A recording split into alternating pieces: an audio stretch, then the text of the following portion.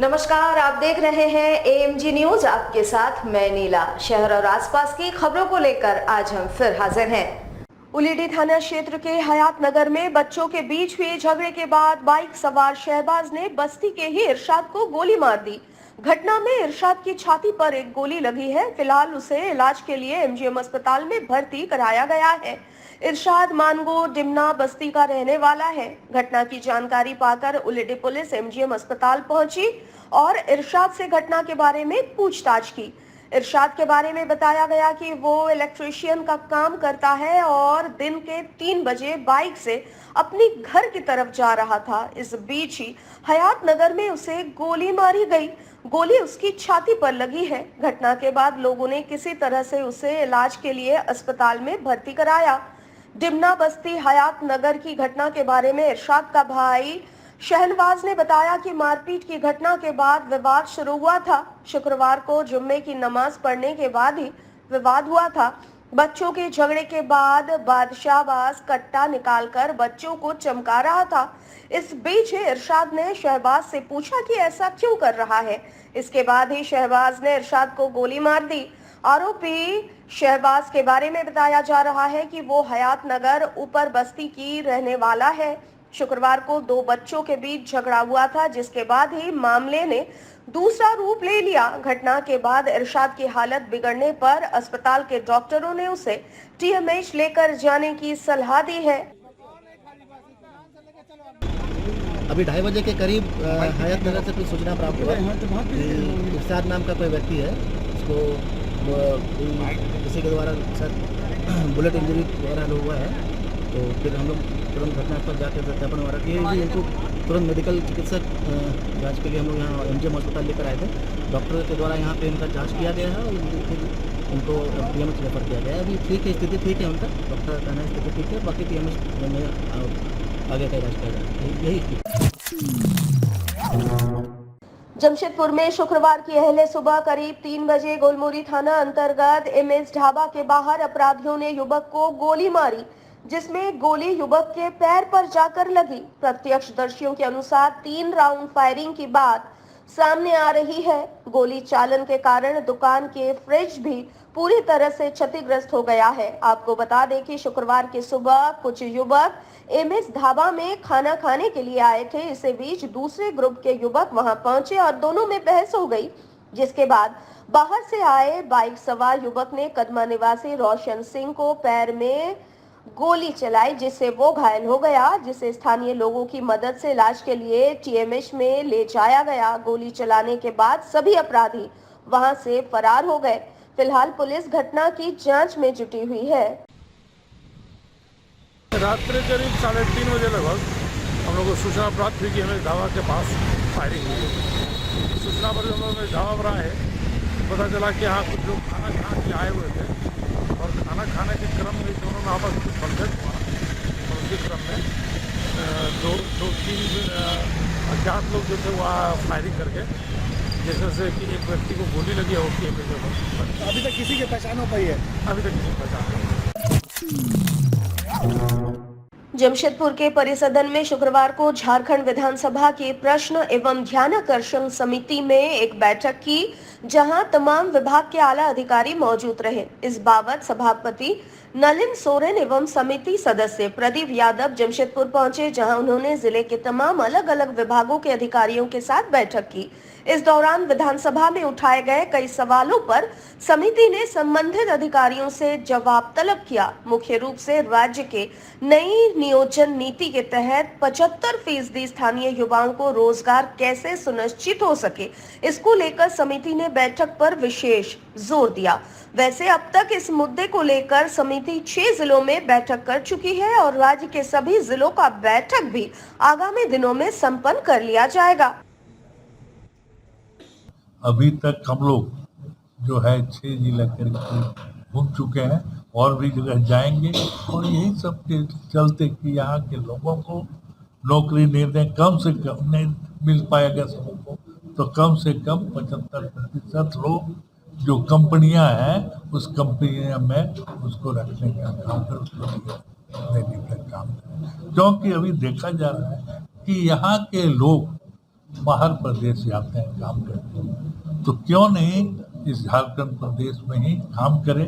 इसीलिए इस नियम को बनाया गया है और हम सोचते हैं, प्रशासन को भी आदेश दिया गया है और यही सोच करके कि जितना जल्दी हो सके इसके बाद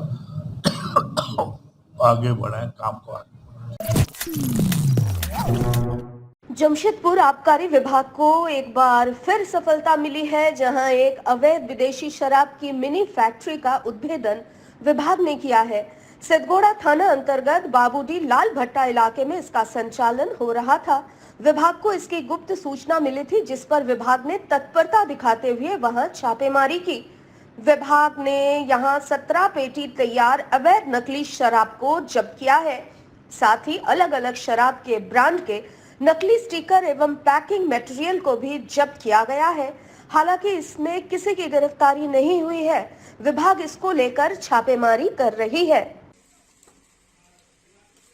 हम लोग को गुप्त सूचना मिली कि फलना जगह लाल भट्टा गवाला पट्टी में अवैध शराब का निर्माण किया जा रहा है। सहायक आयुक्त के निर्देशानुसार सदल बल के साथ छापामारी किया और 17 पेटी बना हुआ अवैध विदेशी शराब बरामद किया। क्या लागत होगी? और इसमें करीब हमको लगता है 1 लाख के आसपास का होगा।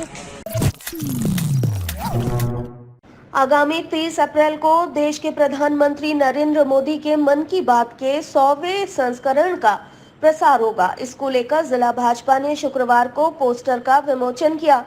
बता दें, इसके श्रवण हेतु देश भर में कई कार्यक्रम आयोजित किए जाएंगे। जमशेदपुर सहित पूर्वी सिंहभूम जिले भर में 400 अलग अलग स्थानों पर इसके श्रवण हेतु कार्यक्रम का आयोजन किया जा रहा है। शुक्रवार को भाजपा जिला कार्यालय में जिले के सांसद विद्युत वरण महतो की उपस्थिति में पोस्टर विमोचन किया गया। उन्होंने कहा कि प्रधानमंत्री नरेंद्र मोदी ने मन की बात में कई ऐसी प्रमुख समस्याओं पर चर्चा की है जो देश के ज्वलन समस्याएं थी और आज उस पर काफी हद तक सफलता पाई गई है। उन्होंने तमाम जिले वासियों से इस पर 100वें संस्करण के श्रवण की अपील की है। आज हमारे पोस्टर का विमोचन हुआ और हम लोग इसके माध्यम से जितने समाज के विभिन्न पोस्ट में काम करने वाले एवं छात्र से लेकर सभी को आह्वान करते हैं कि संडे का दिन सब छुट्टी रहता है। प्रधानमंत्री के 21 सोमवार है, इसीलिए सब बात के माध्यम से आह्वान करना चाहता है कि सब इस एपिसोड को पूरा देखें, क्योंकि एक चीज़ हम लोग बड़ा समाज में परिवर्तन होने के लिए हम लोग अपना देखे होंगे, आपने भी एहसास किया होगा। मैं आह्वान किया था भूल हत्या जैसे जघन्य हत्या को इसको बंद किया जाए। हमें बेटी बचाओ बेटी पढ़ाओ को उन्होंने आह्वान किया था और आज देखिए समाज में काफ़ी परिवर्तन हुआ है। इसमें काफ़ी लोग इस चीज़ को संज्ञान भी लिया। तो एक प्रधानमंत्री जब देश के हित में बोलते हैं और जो बात करते हैं या कोई चीज़ को जानकारी उसका जानकारी हमें देते हैं तो काफ़ी बहुत अच्छे एपिसोड है। और अभी ग्रामीण क्षेत्र में रेडियो के माध्यम में टीवी के माध्यम से आप इनका जो भी बात है आप समाज के बीच में रखते हैं, देश के बीच में रखते हैं। जो हम लोग उसको अनुभव करते हैं वो चीज़ जानकारी नहीं होता है, उसका जानकारी मिलता है। जमशेदपुर स्थित प्रजापिता ब्रह्म कुमारी ईश्वरीय विश्वविद्यालय की शाखा द्वारा शुक्रवार को सकारात्मक पत्रकारिता पर एक संगोष्ठी का आयोजन किया गया, जहां कई ज्वलंत मुद्दों पर चर्चा की गई। इस दौरान सेंटर हेड अंजू बहन ने तमाम मीडिया कर्मियों से सकारात्मक पत्रकारिता पर ज्यादा जोर देने की अपील की। उन्होंने कहा कि आज देश और विश्व भर में काफी नकारात्मकता फैल गई है और मीडिया के माध्यम से इसका ही प्रचार प्रसार ज्यादा हो रहा है। फलस्वरूप लोग हताश और निराशा के अंधकार की ओर जा रहे हैं। लेकिन अगर मीडिया सकारात्मक पत्रकारिता पर ज्यादा जोर देगी और नकारात्मकता को जल्द ही दूर किया जा सकता है। आरजेएस संस्थान जो सारे संसार में, सारे देश में सकारात्मकता का एक प्रवाह फैला रहे हैं आज़ादी के अमृत महोत्सव के वर्ष में, उनके साथ मिलकर यहाँ पर मीडिया से संबंधित एक संगोष्ठी का कार्यक्रम रखा गया, जिसका उद्देश्य है कि वैसे तो हम लोग बहुत वर्षों से प्रयास कर रहे हैं, लेकिन फिर भी नकारात्मकता दिनों दिन बढ़ती जा रही है। तो तेज़ी से सकारात्मकता चारों तरफ फैले, उसमें मीडिया का बहुत बड़ा योगदान हो सकता है। तो ऐसे ही इस उद्देश्य से मीडिया के क्षेत्र में ये संदेश फैलाने के लिए कार्यक्रम, ताकि वो अपने उत्तरदायित्व को समझे। आज मीडिया में नेगेटिव न्यूज़ ज़्यादा होती है, तो नेगेटिव न्यूज़ को कम दे करके पॉजिटिव कार्यक्रम बहुत सारे होते हैं देश में, उसको क्यों नहीं हम अधिक से अधिक फैलाएं। उसका समाधान मीडिया के द्वारा हर व्यक्ति को मिल सकता है। बीती रात जमशेदपुर के एमजीएम थाना अंतर्गत डिमना रोड स्थित आशियाना के निकट बीती रात आग लगी से सब्जी और फल की दुकान जलकर राख हो गई। आग कैसे लगी इसका खुलासा नहीं हो सका। पिछले 3 महीनों में तीसरा घटना है जब दुकान में आग लगी है। बताया जा रहा है कि सभी फुटपाथी दुकान थे। इसमें से ज्यादातर फल, सब्जी वगैरह की ही दुकान थी। अनुमान के मुताबिक करीब 3 से 4 लाख का नुकसान दुकानदारों को हुआ है। बताया जा रहा है कि आग लगी की सूचना पर पहुंची झारखंड अग्निशमन विभाग की गाड़ी ने करीब 1 घंटे की मशक्कत के बाद आग पर काबू पाया। इधर शुक्रवार की सुबह पीड़ित दुकानदार आग लगी से हुए नुकसान के आकलन में जुट गए हैं। बताया जा रहा है कि इससे पूर्व 3 बार इस तरह की घटना घटित हो चुकी है। स्थानीय दुकानदारों ने इसके पीछे गहरी साजिश बताया है।